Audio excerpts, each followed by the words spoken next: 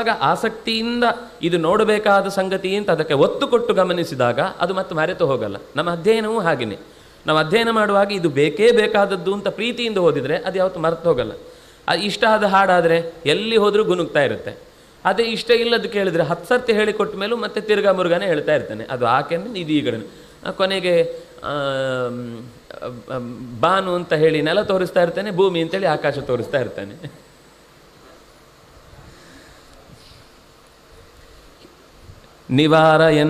ನೀವಾರಾನ್ ಪನಸಾನ್ ತಾಲಾನ್ ತಿಮಿಷಾನ್ ವಂಜುಲಾಘವಾನ್ ಚಿರಬಿಲ್ವಲ ಮಧುಕಾಂಶ್ಚ ಬಿಲ್ವಾನಪಿ ತತಿಂದುಕಾನ್. ಅನೇಕ ಮರಗಳ ಹೆಸರನ್ನು ಹೇಳ್ತಾರೆ ಇಲ್ಲಿ. ನಮಗೆ ಇವತ್ತು ಈ ಶಬ್ದಗಳು ಮಾತ್ರ ಇದೆ, ಅದರ ನಿಜವಾದ ಬಳಕೆಯಲ್ಲಿ ಈ ಮರಕ್ಕೆ ಈ ಶಬ್ದ ಇದೆ ಅನ್ನೋದು ಗೊತ್ತಾಗದೆ ಬಹಳ ಶಬ್ದಗಳು.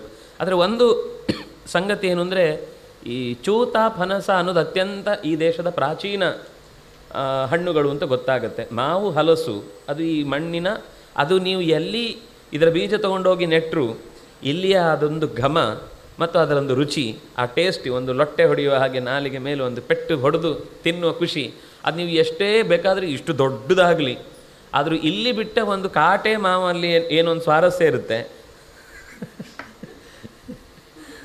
ಅದರ ಸ್ವಾರಸ್ಯ ನೀವು ಇನ್ನು ಎಷ್ಟು ಕಷಿ ಹಣ್ಣಿನಲ್ಲಿ ತಂದರೂ ಬರಲ್ಲ. ಅದು ಈ ಮಣ್ಣಿನ ಗುಣ. ಇದರಿಂದ ಏನು ಗೊತ್ತಾಗುತ್ತೆ ಅಂದರೆ, ಈ ಪ್ರದೇಶದಲ್ಲಿ ಬೆಳೆಯುತ್ತಾ ಇದ್ದಂತಹ ಸಸ್ಯಗಳ ಜಾತಿಗಳು ನಮಗೆ ಗೊತ್ತಾಗುತ್ತೆ ರಾಮಾಯಣದ ಅಧ್ಯಯನದಿಂದ. ನಾನು ಅದಕ್ಕೆ ಯಾವಾಗಲೂ ಹೇಳೋದು, ಅಧ್ಯಯನ ಅಂದರೆ ಕೇವಲ ಒಂದು ರಾಮನ ಕಥೆ ಅಂತ ತಿಳ್ಕೊಳ್ಳೋದಲ್ಲ. ಇದು ನಮ್ಮ ಪರಿಸರದ ಕಥೆ, ನಮ್ಮ ಗಿಡ ಮರಗಳ ಬದುಕಿನ ಕಥೆ, ಮತ್ತು ಆ ಪ್ರಾಚೀನ ಇತಿಹಾಸದ ಇಂದ ಇಲ್ಲಿಯ ತನಕ ನಿಜವಾಗಿ ಈ ಮಣ್ಣಿಗೆ ಹೊಂದುವವುಗಳು ಯಾವುದು, ಆಮೇಲೆ ಬಂದವುಗಳು ಯಾವುದು, ಇದೆಲ್ಲವನ್ನು ಕೂಡ ಗುರುತು ಹಾಕಲಿಕ್ಕಾಗುತ್ತೆ.